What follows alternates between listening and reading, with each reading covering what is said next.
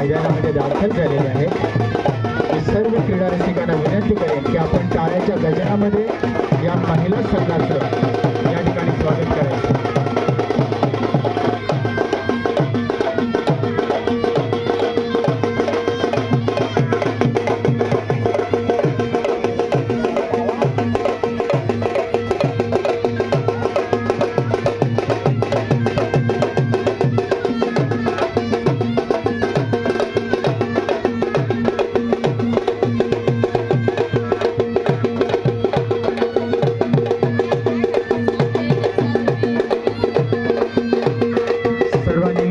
गजरामध्ये या संघाचं स्वागत करायचं आहे।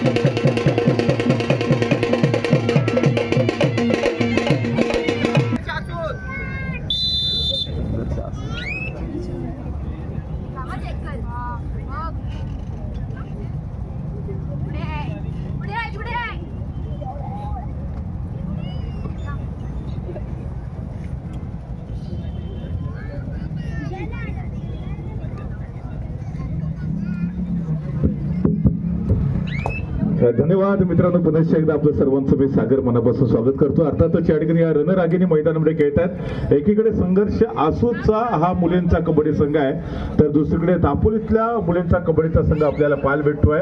आणि जर्सी नंबर 7 संघर्ष आसू संघाची ही गुणवान अशी खेळाडू तुम्हाला चढाई ट्रॅकवरती पाहायला मिळते। यावेळेस जर आपण पाहिलं तर राईट इंची जी डिफेंडर्स आहे तिच्या दिशेने आक्रमण करण्याचा प्रयत्न तिच्या माध्यमातून केला जातोय। अर्थात आपण जर बघितलं तर आता मुली देखील कबड्डीच्या मैदानावरती कुठे कमी नाहीये, ते सातत्यानं त्यांनी देखील आपल्या दमदार खेळाच्या जोरावरती हे सिद्ध केलेलं आहे।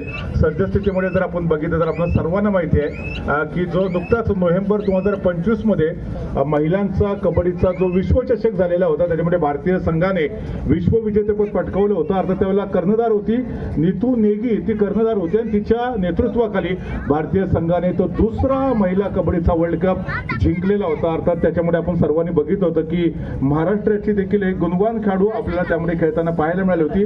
अर्थात सोनालीला आपण पाहिलेलं होतं। दरम्यान तिच्याच पावलावरती पाऊल टाकत या दापोलीच्या सुकन्या देखील सर्वोत्तम खेळ सादर करताना आपल्याला पाहायला भेटतील। नुकतीच आपण दापोली संघाकडनं चढाई ट्रॅकवरती खेळाडू पाहिलेली होती, माघारी परत त्यानंतर संघर्ष आसू संघाची ही गुणवान खेळाडू सज्ज होते। यावेळेला संभवतः तिला सुरेख टॅकल केलं जातं। एका गुणाची कमाई दापोली संघाच्या प्रांगणामध्ये होते आणि सुरुवात मात्र दापोली संघाची ही दमदार होते। आतापर्यंत 2 पॉइंटवरती दापोलीचा संघ आहे, तर संघर्ष आसूला अजून देखील आपलं खातं ओपन करता आलेलं नाही। यावेळेला आपण नेमका मैदानामध्ये बघतोय शानदार डिफेन्स आहे संघर्ष आसू संघाच्या या माध्यमातून देखील, तर हा संघ देखील कमी नाहीये। या संघातल्या देखील रणरागिणी तेवढ्याच झुंजारपणे आपला परफॉर्मन्स सादर करतायत। तर यावेळेला अभिवादन करते आपल्या कोर्टमध्ये आणि त्यानंतर दापोली संघाच्या प्रांगणामध्ये आक्रमण करण्यासाठी जर्सी नंबर 11 ही जी गुणवान खेळाडू सज्ज होते, तिच्या विरोधामध्ये शानदार डिफेन्स आहे। जर्सी नंबर 6 ने पहिला प्रयत्न केला होता, समोरून आली, ब्लॉक केला आणि त्यानंतर तिला सपोर्ट देखील इतर तिच्या सहकार्यांचा मिळतोय। तर एका गुणाची कमाई त्यानंतर जर्सी नंबर 5 दापोली संघाची ही अजून एक स्टार खेळाडू आपल्याला पाहायला मिळाली। तिने बघता बघता सहजरित्या गुणाची कमाई केली, माघारी परत प्रत्युत्तरासाठी संघर्ष आसूची जर्सी नंबर 7 ही एक स्टार खेळाडू आपण पाहतोय। 7 खेळाडूंचा डिफेन्स आहे आणि अर्थात या 7 खेळाडूंच्या डिफेन्स मध्ये ते आक्रमण करते। मधल्या फळीतली जी खेळाडू होती तिला हलकासा स्पर्श करण्याचा प्रयत्न केला, एक सेफ रेड करते, सुरक्षित चढाई करते, माघारी परत आणि दापोली संघाची पुन्हा एकदा जर्सी नंबर 6 ही खेळाडू आपल्याला 5 खेळाडूंच्या डिफेन्स मध्ये आक्रमण सजवताना आजमावायला मिळते। डाव्या कोपऱ्यामध्ये ज्या ठिकाणी संघर्ष आसूची एक गुणवान अशी क्षेत्ररक्षक आपल्याला पाहायला भेटते। केदार जगदाळे संघर्ष आसू संघाच्या प्रशिक्षकाच्या भूमिकेमध्ये यावेळेला मजबूत अँकल ओव्हरलोड होता आणि सपोर्ट इतर डिफेंडर्सचा देखील तुला मिळतोय. एका गुणाची कमाई संघर्ष आसूच्या प्रांगणामध्ये होती आहे. डिफेंडिंग चॅम्पियन आहे संघर्ष आसूचा संघ. आपण बघितलं की अर्थातच भारतीय महिला कबड्डीचा संघ असू दे किंवा अर्थात भारतीय महिलांचा क्रिकेटचा संघ असू दे, प्रत्येक क्षेत्रामध्ये प्रत्येक खेळामध्ये भारतीय महिलांनी नैपुण्य प्राप्त केलंय. आपलं यश त्यांनी सिद्ध केलं आणि यावेळेला पुन्हा एकदा डिफेन्स जबरदस्त आहे, शानदार डिफेन्स आहे. सुरुवातीला आपल्याला पाहायला मिळालं होतं की भारतीय महिलांनी क्रिकेटमध्ये विश्वविजेतेपद पटकावलं आणि त्याच्यानंतर भारतीय महिला कबड्डी संघाने देखील विश्वविजेतेपद पटकावलेलं होतं. भारतीय महिला क्रिकेटचा जर आपण उल्लेख केला तर जेमिमा रॉड्रिग्सला आपण पाहिलं होतं, त्याचबरोबर स्मृती मंधानाला आपण पाहिलेलं होतं, दीप्ती शर्मा असेल किंवा शेफाली वर्मा असेल, याच्या स्टार महिलांचा परफॉर्मन्स आपण सर्वांनी पाहिला होता. आपण चर्चा केली होती हरमनप्रीत कौरची देखील केली होती. आपण श्री शर्मीला देखील गोलंदाजी करताना पाहिलं होतं भारतीय वुमन्स क्रिकेटच्या माध्यमातून. तर भारतीय महिला कबड्डीचं ज्याच्या वेळेला नामोल्लेख होईल त्या वेळेला अर्थातच रितू नेगीचं नाव घेतलं जाईल. पुष्पा राणा ही देखील एक ऑलराऊंडर खेळाडू होती आणि भारतीय महिला कबड्डी संघाची ही उपकर्णधार देखील होती मित्रांनो. सोनाली शिंगाटे जी महाराष्ट्राची गुणवान अशी खेळाडू होती, तिचा देखील विश्वचषकामध्ये आपण स्टार खेळ बघितला होता. त्याचबरोबर संजू देवी असेल आणि मिनी नरवाल असेल, ह्या गुणवान खेळाडूंना आपण भारतीय विश्वचषकामध्ये महिलांच्या माध्यमातून पाहिलेलं होतं. दरम्यान इथे संघर्ष आसू संघाची अजून एक गुणवान खेळाडू नुकताच तिने बोनस पॉईंट घेतलाय, आपल्या कोर्टमध्ये ती माघारी परत आहे आणि प्रत्युत्तरासाठी दापोली संघाची ही जर्सी नंबर 6 गुणवान खेळाडू दाखल होते आहे. 4 खेळाडूंचं क्षेत्ररक्षण आहे, क्षेत्ररक्षण थोडंसं विखुरलेलं आहे. संभवतः गुणाची कमाई करण्याचा ते प्रयत्न जरूर करणार आहे. एका गुणाची कमाई केली जाते, माघारी परत आहे. अतिशय सुंदर असा खेळ पहिल्याच हाफमध्ये आपल्याला पाहायला मिळतोय. गुणफलक पाहिला तर 8 पॉईंटवरती दापोलीचा संघ आहे, तर 4 पॉईंटवरती संघर्ष आसूचा संघ आतापर्यंतच्या खेळामध्ये आहे. सिंगल गुणाची कमाई केली जाते, गुणफलक पुढे सरकवण्याचा प्रयत्न केला जातोय. बॅक टू बॅक दापोली संघाकडनं जर्सी नंबर 6 ला सराईसाठी पाठवलं जाते. 4 खेळाडूंच्या क्षेत्ररक्षणामध्ये थोडंसं विखुरलेला असा डिफेन्स आहे. टच पॉईंट घेणं अवघड आहे, अशक्य ते शक्य करावं लागेल. एकमेव हा महिलांचा प्रेक्षणीय सामना या स्पर्धेच्या निमित्तानं आपण अजमावतोय. कदाचित दावा केला जातोय येस ऍब्सोल्युटली सिंगल गुणाची कमाई दापोली संघाच्या माध्यमातून आहे आणि त्याच वेळेला टाइम आउटची नाही, कदाचित पंच बजर वाजवतील, पाठीमागे बोलावतील. टाइम आउट कृपया सर्वांनी मागे व्हायचंय. चालक मालक मालवाहतूक व्यावसायिक संघ दापोली सदस्यांना विनंती करतो, कृपया आपण या क्रीडा रसिकांना थोडं बाजूला करण्यासाठी सहकार्य करा.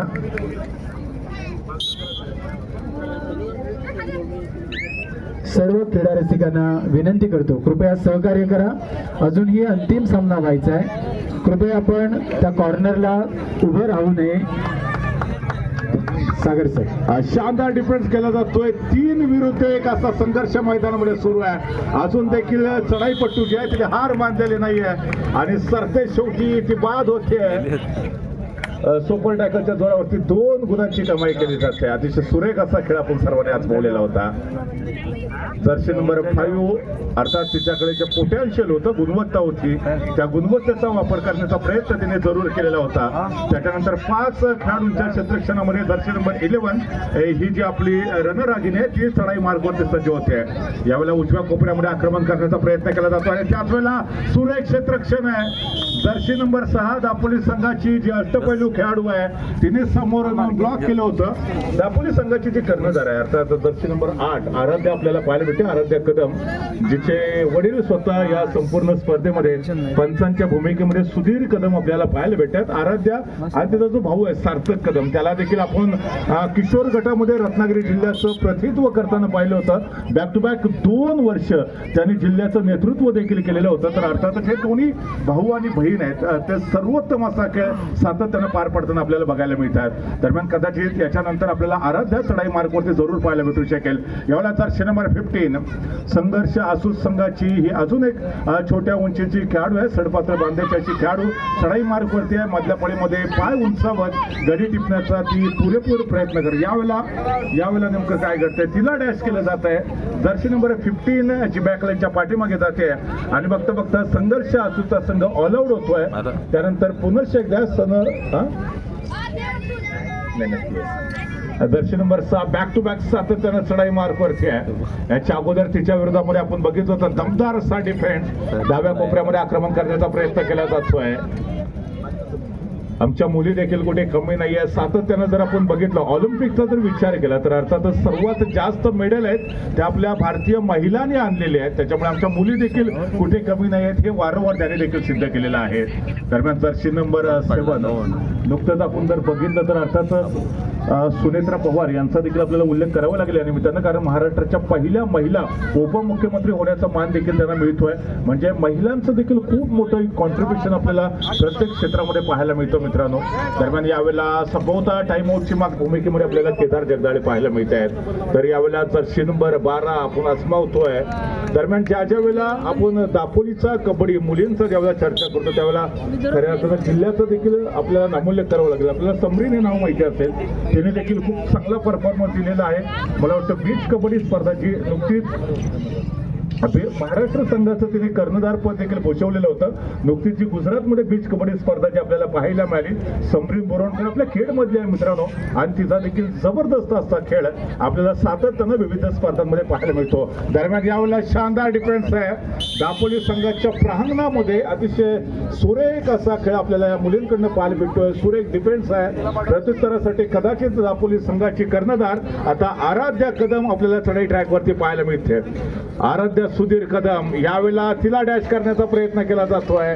शानदार क्षेत्ररक्षण आहे. संघर्ष आसूच्या या मुलींचं डिफेन्स मार्कवरती कमाल केली आहे. मगाशी देखील सांगितलं की आराध्याचा जो मोठा भाऊ आहे आमचा सार्थक कदम आहे, तो दापोलीचा स्टार खेळाडू आहे. शालेय जीवनामध्ये त्याने खूप मोठे अचिव्हमेंट प्राप्त केले आहे. रत्नागिरी जिल्ह्याचा जो किशोर गटाचा जो संघ आहे त्याच्यामध्ये बॅक टू बॅक 2 वर्ष त्याने कर्णधार पद देखील भूषवलेलं आहे.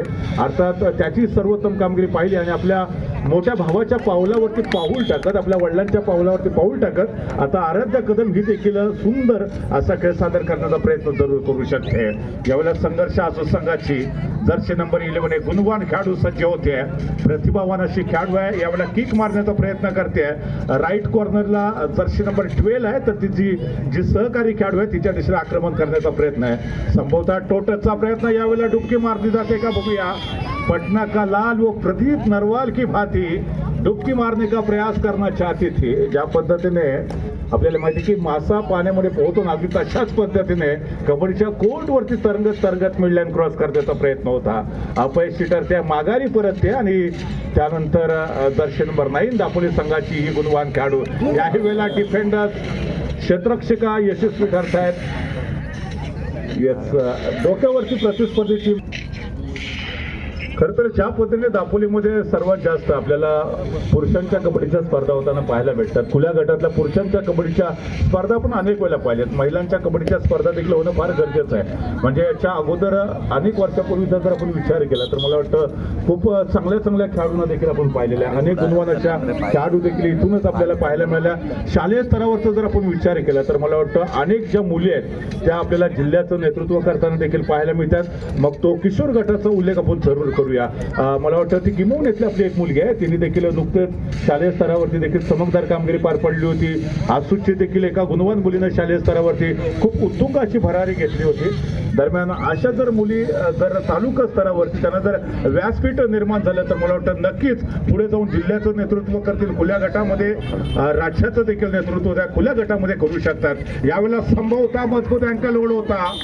आपले जे एक सहकारी बॅकलाईनच्या पाठीमागे बसले आहे तिला दापोली संघातल्या या रणरागीने रिवायवल केलेला आहे आणि तिचं कमबॅक करून दिलेलं आहे. याच बदल होतोय. पहिल्या हाफचा खेळचा संपतोय. गुणफलक जाणून घेऊया. 21 पॉईंटवरती दापोलीचा संघ आहे तर 15 पॉईंटवरती संघर्ष आसूचा संघ आहे. अनिलजी कोळंबेकर यांना सन्मानित केलं जाईल. सुमित शेठ आपल्याला मी विनंती करतो आपण आपल्या शुभ हस्ते चालक मालक मालवाहतूक व्यावसायिक संघ दापोली यांच्या वतीने अनिल कोळंबेकर यांना सन्मानित करावे. मेस्त्री हे खास आपल्या विनंतीला मान देऊन या ठिकाणी उपस्थित झालेले आहेत. त्यांचा सन्मान चालक मालक मालवाहतूक व्यावसायिक संघ दापोली यांच्या वतीने करण्यात येतोय. धन्यवाद सर. वरती कमबॅक करण्याचा प्रयत्न होऊ शकतो. यावेळेला दापोली संघाकडनं आपण पाहतोय चढाईपटू जे आहे ते सज्ज होते.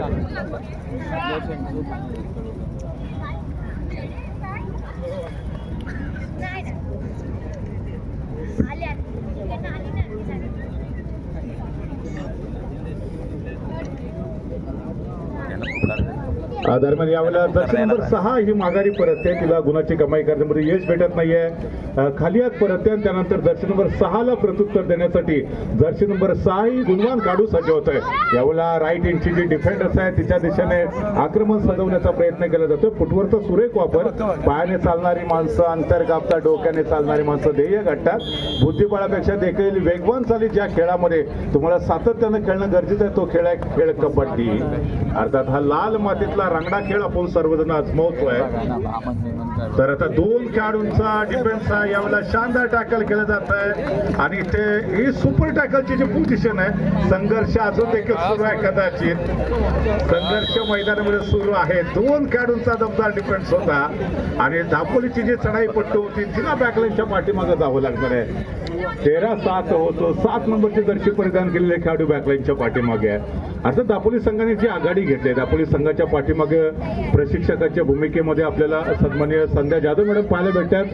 रत्नागिरी जिल्ह्याचा जो महिलांचा कबड्डी संघ आहे त्या महिला कबड्डी संघाच्या त्या प्रशिक्षका देखील आहेत आणि त्याचबरोबर त्यांच्या समेत सहव्यवस्थापिका देखील आपल्याला पाहायला भेटतात आणि त्यांचंच मार्गदर्शन सद्यस्थितीमध्ये दापोली संघाला देखील मिळते. त्याच्यामुळे दापोलीचा संघ हा नक्कीच या सामन्यामध्ये आघाडी घेणार होते यात काही शंकाच नाहीये.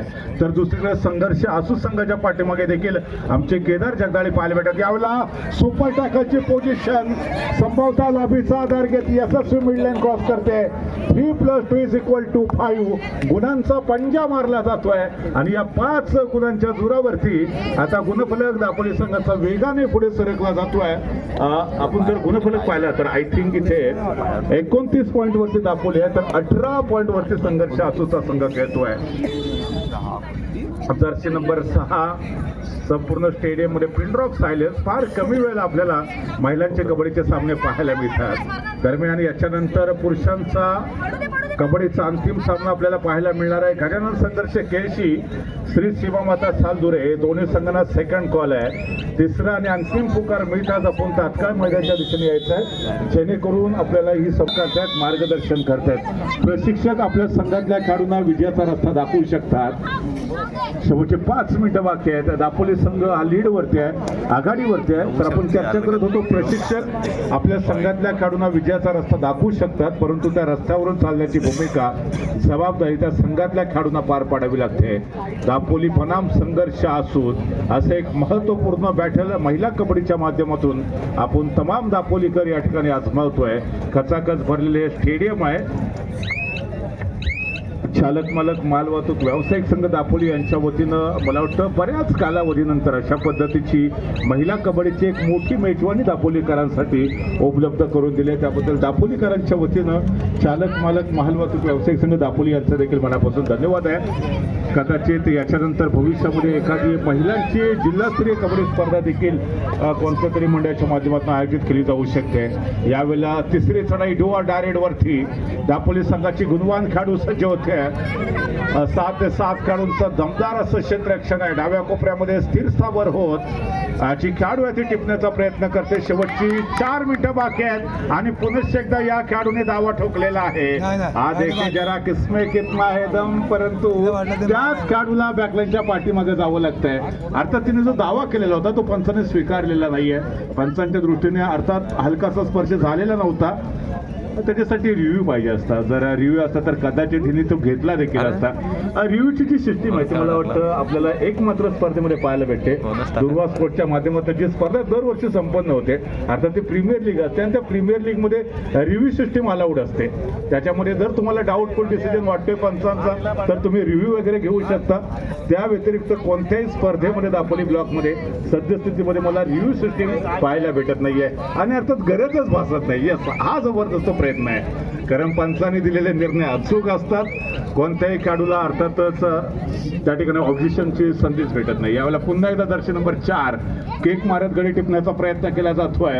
निदान रेषेच्या आसपास खेळ सजवते एक मात्र जी खेळाडू बॅकलाईनच्या पाठीमागे आहे दापोली संघाची, तिला रिवायवल करण्याचा प्रयत्न होऊ शकतो का? शेवटची 3 मिनिटं बाकी आहेत या संपूर्ण सामन्यासाठी. सरपंचांच्या भूमिकेमध्ये आपल्याला सुधीर कदम पाहायला भेटतात. त्यांची जी सुकन्या आहे ती देखील या मॅच मध्ये खेळते. सुधीर कदम यांनी देखील कधी काळी जर आपण बघितलं तर अर्थातच शिवशाही वरण संघाचं प्रतिनिधित्व केलंय. अतिशय सुंदर अशी खेळी त्यांच्या माध्यमातून तमाम दापोलीकरांनी गेल्या अनेक वर्षापूर्वी पाहिलेली होती आणि आपल्या मुलीला देखील त्याच कबड्डीच्या खेळाची आवड जोपासण्यासाठी त्यांनी भाग पाडले आणि त्यांची सुकन्या देखील खूप चांगला खेळ आतापर्यंत पार पडताना आपल्याला पाहायला भेटे. येणाऱ्या पर्वांमध्ये कदाचित तिचा दमदार खेळाच्या जोरावरती ती तालुक्याच्या संघामध्ये सिलेक्ट होऊ शकते, जिल्ह्याचं प्रतिनिधित्व करू शकते. आता प्रत्येक या खेळाडूंमध्ये ते टॅलेंट आहे, त्यांना फक्त जर योग्य दिशा दिली गेली तर मला वाटतं ह्या ज्या महिला आहेत त्या पुढे जाऊन जिल्ह्याचं आपलं नेतृत्व करू शकतात. यावेळेला पुन्हा एकदा संघर्ष आसूस संघाची रणरागिणी सज्ज होते आहे. 6 खेळाडूंच्या डिफेन्स मध्ये, परंतु इथं शानदार सपोर्ट मिळतोय अन्य डिफेंडर्सचा. बूथ पॉइंट दोन्ही टीमच्या खात्यामध्ये सिंगल गुणाची कमाई होते. हारकर जीतने वालों को बाजीगर कहते, हाराकर जीतने वालों को सिकंदर कहते. तुम्हाला देखील या संपूर्ण स्पर्धेमध्ये चमकदार कामगिरी पार पाडायची असेल तर आत्मविश्वासाचा जो दर्जा आहे तो उंचावणं फार गरजेचं आहे. यावेळेला जर्सी नंबर 6 पुन्हा एकदा सज्ज होत्या. 7 खेळाडूंच्या डिफेन्समध्ये वन मॅन आर्मी हे चित्र तिच्याकडनं आपण सर्वांनी आजमावलं आणि तिसरी चढाई डोअर डायरेक्ट आहे. तिसऱ्या चढाईला सामोरी जाते दापोली संघाची गुणवान खेळाडू, परंतु तिला देखील टॅकल केलं जात आहे. शेवटची काही मिनिटं शिल्लक असताना जाधव मॅडम यांच्याकडून टाइम आउटची मागणी केली जाते. सामन्यासाठी पात्र ठरलेल्या खेळाडूंची पंचारती ओवाळून आरती करणार आहे आणि मग त्या स्पर्धेला सुरुवात होईल. धन्यवाद सर. तर यावेळेला आपण दापोली आणि संघर्ष असोत यांच्यामध्ये एक महत्वाची जी लढत पाहतोय, महिलांचा कबड्डीचा सामना शेवटच्या मिनिटापर्यंत अतिशय उत्कंठावर्धक स्थितीमध्ये पार पडला जातोय. या सामन्यामध्ये दापोली संघाची जी जर्सी नंबर 6 नंबरची जी खेळाडू आहे आणि त्याचबरोबर संघर्ष आसूस संघाकडनं जर्सी नंबर 7 ही जी खेळाडू आहे, या दोन्ही खेळाडूंसाठी प्रत्येकी 100 रुपयाचं बक्षीस आलंय. त्यांचं मी खऱ्या अर्थानं ज्यांनी दिलंय त्यांचं मनापासून धन्यवाद व्यक्त करतो, कारण महिला खेळाडूंसाठी देखील सातत्यानं प्रोत्साहन मिळणं फार गरजेचं आहे. ज्या पद्धतीने पुरुषांच्या कबड्डीच्या स्पर्धेमध्ये एखाद्या खेळाडूने चांगला खेळ खेळला तर आपण त्याच्यासाठी 100-200 रुपयाचं बक्षीस देतो, त्याच पद्धतीने या महिलांसाठी देखील जर अशा पद्धतीने कॅश प्राईज आलं तर त्यांना देखील प्रेरणा भेटू शकेल आणि त्यांच्याकडनं देखील सर्वोत्तम असा खेळ येत्या काही महिन्यामध्ये किंवा या काही हंगामामध्ये आपल्याला पाहायला भेटू शकेल. यावेळेला शानदार डॅश आहे, लॉबीच्या बाहेर डॅश केले जाते. बोथ पॉइंट गड आला पण शिह गेला हे चित्र पाहायला मिळते आहे. दोन्ही टीमच्या खात्यामध्ये सिंगल गुणाची कमाई होते आणि त्यानंतर जर्सी नंबर 7 सज्ज होते.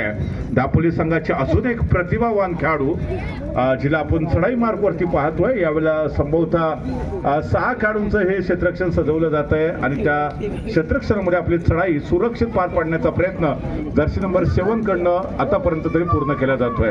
पुरेपूर 30 सेकंदाचा वेळ घेण्याचा प्रयत्न केला जातोय. खरं तर आपण महिला आणि पुरुषांचे जे कबड्डीचे सामने पाहतो त्याच्यामध्ये जे मैदान असतं ते मैदान महिला कबड्डी सामन्यासाठी छोटंसं असतं थोडंसं, परंतु यावेळेला बजर होतो आणि finally Dapoli win the match. दापोलीचा संघ हा सामना जिंकतोय आणि उपविजेता संघ ठरतोय. संघर्ष आसूस विजेता उपविजेत्या संघाचं मनापासून खूप खूप धन्यवाद.